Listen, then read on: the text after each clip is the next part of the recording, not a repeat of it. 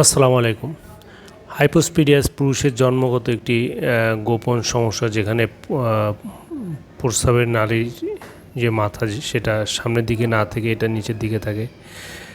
তো এটা আমরা প্রায়ই অপারেশন করি। এটা সাধারণত 1 বছর বয়স থেকে যে কোনো বয়সের অপারেশন করা যায়, তবে যত দ্রুত অপারেশন করা হয় এর আউটকাম তত ভালো হয়। এখন আসি যে অপারেশন করলে অনেক সময় অনেক ধরনের সমস্যা হয়, যেমন ফিস্টুলা হইতে পারে, ইনফেকশন হইতে পারে, স্টেনোসিস হইতে পারে, পুরোটা ফেল হইতে পারে।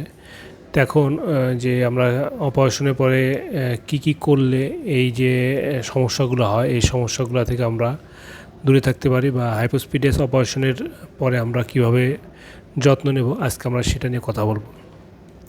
হাইপোস্পিডিয়াস অপারেশনের পরে আমরা সাধারণত একটা ড্রেসিং দিয়ে রাখি এটা চারিপাশে। তো প্রথমে হলো ড্রেসিংয়ের যত্ন নিতে হবে। এই ড্রেসিংটা সাধারণত আমরা 3 থেকে 5 দিন পরে খুলে ফেলি। যদি এটা আমরা আগে খুলি তাহলে এটা ফুলে যাবে বেশি, আর যদি পরে খুলি 5 দিনে তাহলে দেখা যাবে যে এটা ইনফেকশন হয়ে যায়। এই জন্য 3 থেকে 5 দিন এই সময়টা এটা আমরা ড্রেসিংটা খুলে দিই। তবে ডাক্তার যে অপারেশন করছে সেই ডিসিশন নেবে আসলে সেটা কবে খুলবে। এখন হলো ড্রেসিংটা পরিষ্কার পরিচ্ছন্ন রাখতে হবে, ড্রাই রাখতে হবে, শুকনো রাখতে হবে। ড্রেসিংয়ের মধ্যে যদি পানি পড়ে বা কোনো কিছু ঢুকে তাহলে এখানে ইনফেকশন হওয়ার চান্স থাকে। এই জন্য আমরা খেয়াল রাখবো যাতে ড্রেসিংয়ের মধ্যে যেন কিছু না ঢোকে। আরেকটা হলো যে আমাদের সংক্রামক প্রতিরোধ করতে হবে। এই জন্য আমরা ইসের পরে আমরা অ্যান্টিবায়োটিক দিই, সেগুলা ডাক্তার যেভাবে দেয় সেগুলা সেভাবে নিয়ম মেনে খেতে হবে। সাধারণত আমরা যে কদিন হাসপাতালে থাকে সে কদিন আমরা ইনজেক্টেবল অ্যান্টিবায়োটিক দিই, এরপর আমরা মুখে খাওয়ার অ্যান্টিবায়োটিক দিয়ে দিই। তো ডাক্তার যেভাবে করবে সেভাবে মেনে চলবো, কারণ এটা যদি একবার ইনফেকশন হয় অনেক সমস্যা তৈরি হতে পারে, আবার অপারেশন লাগে। এখন ওই যে অপারেশনের পরে তো ব্যথা হয়, আমরা ব্যথার জন্য কি করতে পারি বা ব্যথার ম্যানেজমেন্টটা কীভাবে করবো। অপারেশনের পরে একটু বেশি ব্যথা থাকে, এই জন্য আমরা ক্লোফেনাক বা কিটোলাক ইঞ্জেকশন বা সাপোজিটরি দিতে পারি। এরপর আমরা যখন ছুটি দিই তখন কিন্তু বেশি ব্যথা থাকে না, সাধারণত আমরা আইবুপ্রোফেন দিয়ে থাকি বা প্যারাসিটামলও দিই, কারণ এখানে সাধারণত খুব বেশি ব্যথা থাকে না। অনেক সময় ব্যথাটা একটু তীব্র হতে পারে। তো কখন ব্যথাগুলা তীব্র হবে, যদি আমরা সাধারণত প্রস্রাবের হাইপোস্পিডিয়াস অপারেশন পরে যে একটা নল রেখে আসি, নলটা গ্লান্স পেনিসের সাথে আমরা বেঁধে দিই। তো কোনো কারণে যদি সেটায় ওই যে সুতাতে বেঁধে দিই সেটা যদি টান পড়ে, সেই ক্ষেত্রে ব্যথা হতে পারে।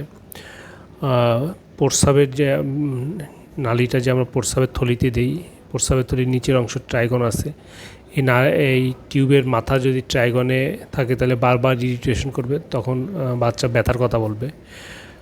আরেকটা হলো যে যদি নল কোনো কারণে সরে যায়, আমরা তো নলটা ভিতরে দিই এদিক, তারপর যখন বাচ্চা প্রেশার দেয় তখন দেখা যায় নলের উপর প্রেশার পড়ে, নলটা কিছু সময় বের হয়ে যেতে পারে।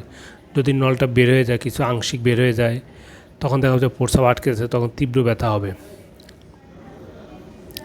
এখন আসি যে আমরা যে প্রস্রাবের নালী যেটা আছে, প্রস্রাবের নালীর যত্ন কীভাবে করব। প্রস্রাবের নালীটা আমরা যে রাখি স্টেন্ট বলে, আমরা ক্যাথেটার দিই না, সাধারণত আমরা স্টেন্ট দিই। স্টেন্টটা আমরা সাধারণত 3 থেকে 14 দিন রাখি।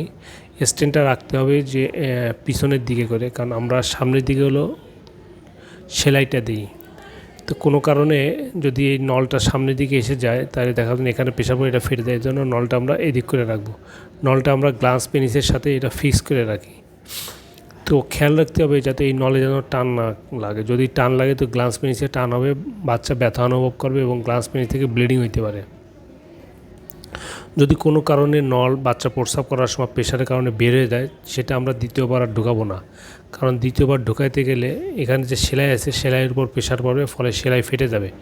এজন্য কোনো কারণে যদি নল বের হয়ে যায় তাহলে অবশ্যই আমরা ডাক্তারের শরণাপন্ন হব।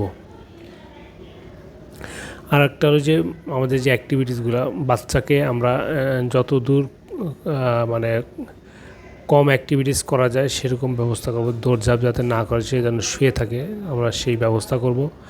আর একটা হলো যে খাদ্যাভ্যাস, আসলে খাদ্যের তেমন এখানে রোল নাই, কিন্তু যদি আমাদের কোষ্ঠকাঠিন্য হয়, পায়খানা যদি শক্ত হয়, বাচ্চা প্রেশার দেবে, দেখা যাবে যে নল বের হয়ে যায়। এই জন্য অপারেশনের পরে হাইপোস্পিরাস অপারেশনের পরে এমন কি খাওয়াইতে হবে যেগুলো পায়খানা নরম করে, যেমন ডায়েটেরি ফাইবার বা ফলমূল শাকসবজি যেগুলো আছে এগুলো আমরা বেশি করে খাবো যাতে পায়খানাটা তার নরম থাকে। আর একটা হলো যে লিঙ্গে তো সাধারণত হাইপোস্পিরাস লিঙ্গটা বাঁকা থাকে, তো আমরা তো সোজা করে দিই, সোজা করার পরেও কিন্তু অপারেশনের পরে মনে হবে যে বাঁকা, এবং এটা একটু ফোলা থাকে, ফোলার কারণেই কিন্তু বাঁকাটা বেশি মনে হয়। এই ফোলাটা সাধারণত 5 থেকে 7 দিন থাকবে, তারপরে আস্তে আস্তে কিন্তু কমে যাবে। এই জন্য এত অরিডর কিছু নয়, যখন ফোলাটা কমবে তখন পেনিসটা অনেকটা স্বাভাবিকের মতো মনে হবে। আরেকটা হলো যে আমরা কখন ডাক্তারের কাছে যাব, যদি দেখি যে বাচ্চার জ্বর আসছে অনেক বেশি, প্রস্রাবের সাথে যদি পুজ যায় বা প্রস্রাব করার বা রক্ত যায় এবং প্রস্রাব করার সময় অতিরিক্ত জ্বালাপোড়া করে, তারপরে যদি অতিরিক্ত রক্তপাত হয়, তারপরে তীব্র যদি ব্যথা হয়, নল যদি কোনো কারণে খুলে যায়, আর কোনো কারণ যদি প্রস্রাব বন্ধ হয়ে যায়, এসব কারণ হলে অবশ্যই আমরা দ্রুত ডাক্তারের কাছে যাব অথবা ওভার ফোনে ডাক্তারের সাথে কনসাল্ট করব। ডাক্তার আমাদের একটা পরামর্শ দিবেন। ধন্যবাদ সাথে থাকার জন্য। হাইপোস্পিরাসের জিনিসগুলো মেনে থাকলে আমরা ইনশাআল্লাহ হাইপোস্পিরাসের কমপ্লিকেশন রেট অনেক কমাইতে পারবো। ধন্যবাদ সাথে থাকার জন্য। খোদা হাফেজ।